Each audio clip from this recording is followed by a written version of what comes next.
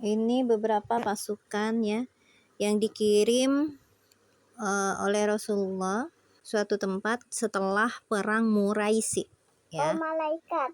Pasukan apa malaikat? bukan pasukan Islam. Yang pertama satuan pasukan Abdurrahman bin Auf ke perkampungan Bani Kaub di Dumatul Jandal pada Sya'ban 6 Hijriah. Beliau menyuruh Abdurrahman bin Auf tadi duduk di hadapan Rasulullah lalu diberi wasiat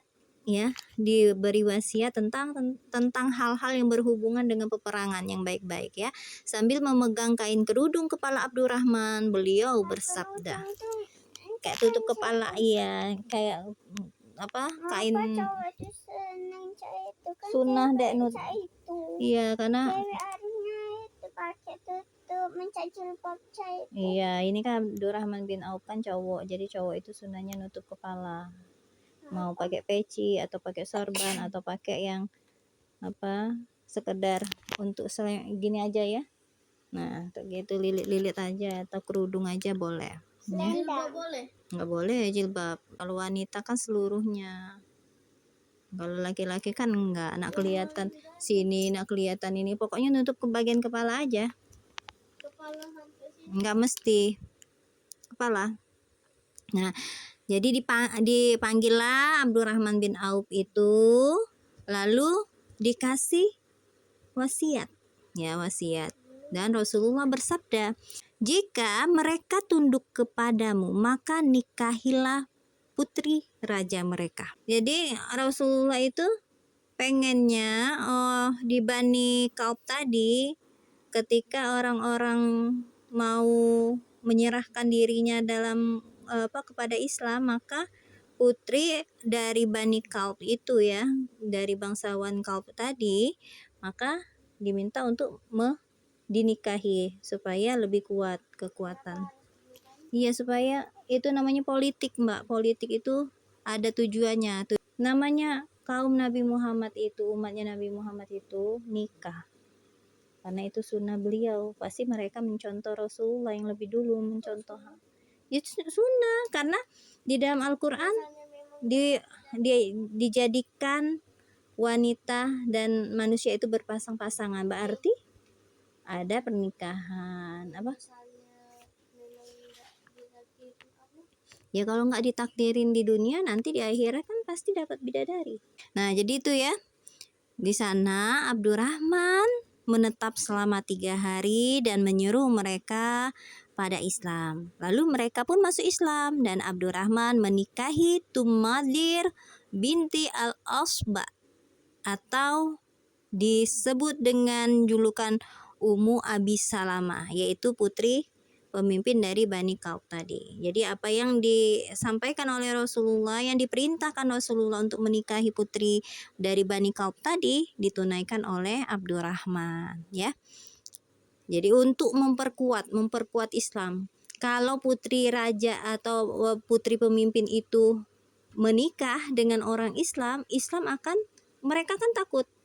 Oh, putri raja sudah jadi Islam, apa kita udah ngikut juga ya? Nah, kayak gitu loh maksudnya ya.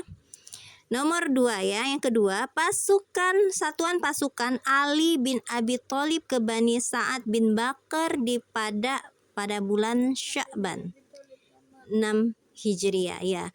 Pasukan Ali bin Abi Thalib, bukan Ali bin Abu Thalib, bukan Abu Thalib. Pamannya namanya? Nah, ini nama anaknya. Nama anak Abu Thalib yaitu Ali ya? Ali. Nah, kejadian ini bermula dari informasi yang sampai kepada Rasulullah bahwa penduduk di sana hendak menjalin kerjasama dengan orang-orang Yahudi. Nah, jadi terdapatlah desas-desus kalau orang-orang dari Bani Sa'ad bin Bakar tadi ingin melakukan kerjasama dengan orang-orang Yahudi. Maka Rasulullah mencari tindakan ya, melakukan tindakan cepat. Maka disuruhlah Ali sebagai pemimpinnya untuk ke sana, ke Bani Sa'ad bin Bakar.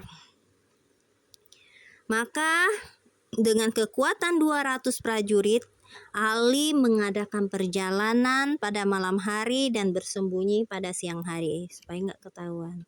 Dia bisa menangkap mata-mata Bani Sa'ad dan bisa memperoleh informasi dari mata-mata itu kalau mereka mengirimnya ke Khaybar untuk menawarkan bantuan prajurit.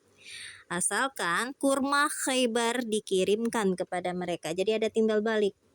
Orang dari Bani Sa'ad akan membantu, orang dari Khaybar tadi itu akan Bani Haidar butuh apa?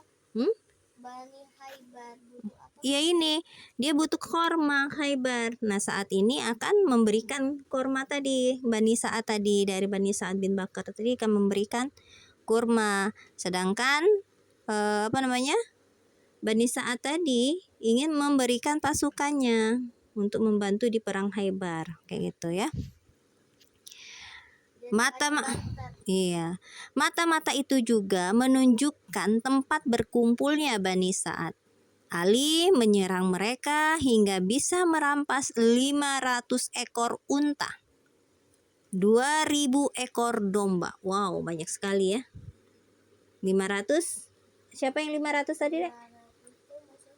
Onta. Terus 2.000 domba. Jadi banyak ya yang diambil ya. Iya. 2.000 domba. Sementara Bani Sa'ad melarikan diri. Jadi dapat yang jahat. Yang jahat yang ingin kerjasama dengan Yahudi tadi untuk menghancurkan Islam.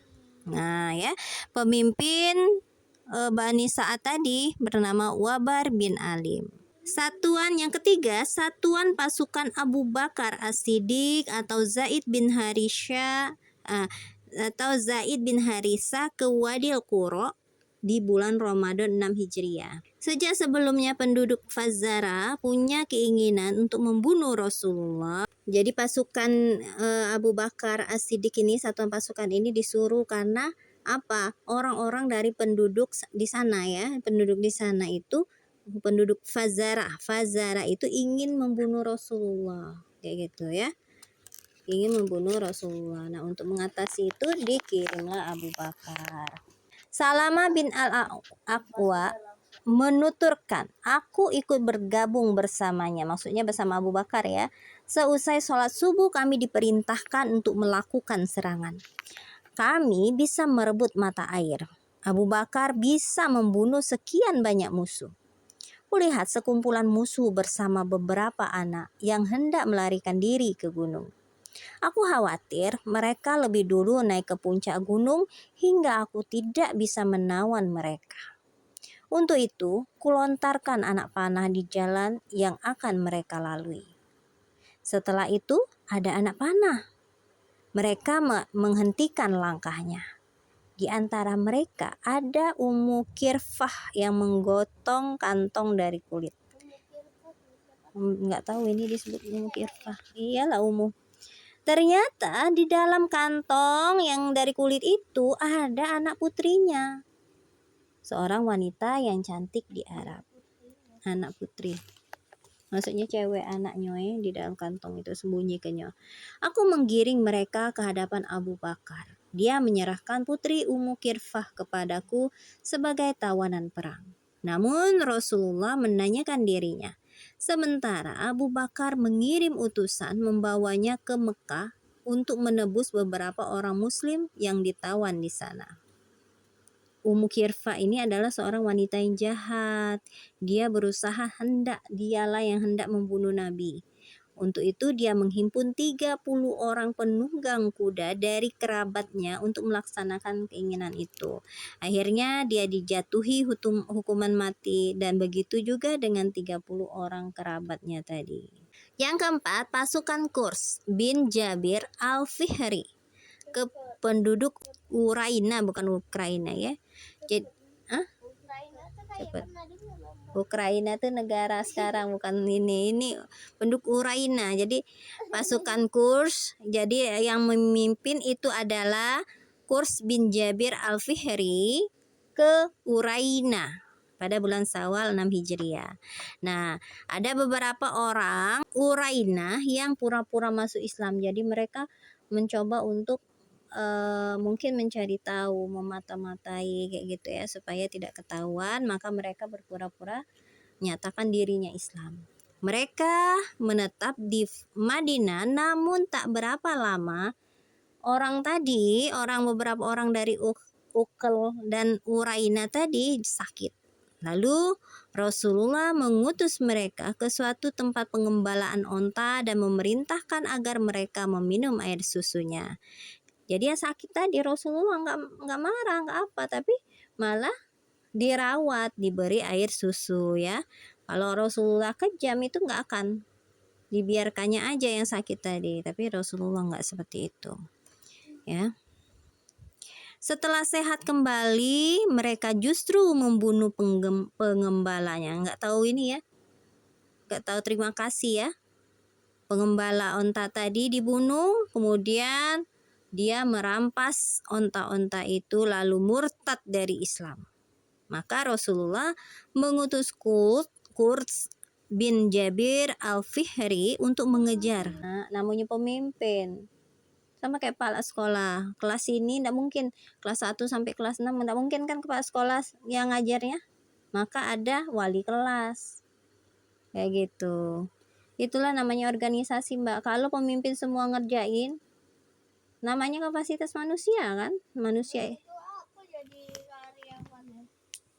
Aku guna lagi karyawannya. Iya, ada akan berguna kalau yang bosnya yang ini dia capek ujung-ujungnya kan akhirnya usahanya tidak akan berhasil. Makanya dikasih perwakilan supaya berhasil semua. Sehat, mereka membunuh pengembalanya, merampas onta dan murtad dari Islam.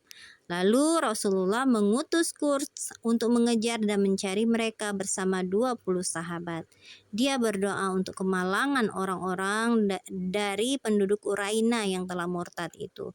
Ya Allah, buatlah mereka bingung, tidak mengetahui jalan. Buatlah jalan itu lebih sempit dari pergelangan tangan. Pokoknya muter-muter di sana, bingung. Kok ada lagi di sini? Kok temu di sini lagi? Nah, mungkin kayak gitu. Ya. Apa maksudnya? Memang dibikin Allah bingung. Allah mengabulkan doa Qurs tadi dengan membuat mereka tidak tahu jalan hingga mereka dapat terpegang, berhasil ya ditangkap. Sebagai hukuman kisos atas perbuatan mereka, kaki dan tangan mereka dipotong dan mata mereka dicongkel. Lalu mereka dibiarkan begitu saja di hamparan padang hingga mereka mati. Hadis tentang mereka ada di dalam As-Sahih dari Anas. Para penulis sejarah juga menulis pengiriman Amr bin Umayyah. Jadi ada juga ya, selain 4 tadi ada yang menulis tentang pengiriman pasukan dari pemimpinnya yaitu Amr bin Umayyah Ad-Damari bersama Salamah bin Abu Salamah pada bulan Syawal 6 Hijriah. Nah, Salamah bin Abu Salamah tadi sudah dengan Amr bin Umayyah pergi ke Mekah untuk membunuh siapa? Abu Sofyan. Sebab Abu Sofyan ini sengaja mengirim orang Arab Baduy untuk membunuh Rasulullah. Hanya saja Amr dan Abu Salamah tadi tidak berhasil melakukan keinginan nganuin Abu Sofyan untuk membunuh Abu Sofyan ya. Ya nanti masuk Islam, di sini belum. Namun para penulis sejarah menyebutkan bahwa Amr itu sempat membunuh 3 orang dalam perjalanannya. Mereka juga menyebutkan keberhasilan Amr mengambil jasad Hubaib dalam perjalanan itu. Seperti yang diketahui, Hubaib mati syahid beberapa hari atau beberapa bulan setelah peristiwa Ar-Raji. Padahal peristiwa Ar-Raji itu terjadi bulan Syafar. Beberapa pengiriman pasukan ini dilakukan setelah perang Ahzab ya dan Bani Quraisyah. Dalam pengiriman satuan pasukan ini tidak terjadi pertempuran yang sengit. Jadi cuman diajak untuk Islam, kemudian yang nggak mau jadi tawanan, kemudian itu menyerahkan hasil hasil harta benda mereka. Jikapun terjadi pertempuran, maka itu sekedar bentrokan biasa, pertengkaran-pertengkaran kecil. Lebih tepatnya, pengiriman satuan pasukan ini hanyalah untuk memberi pelajaran bagi orang-orang kafir atau munafik ya, sehingga membuat orang-orang Arab itu, musuh-musuh Arab itu gentar untuk melakukan tindakan kepada orang-orang Muslim.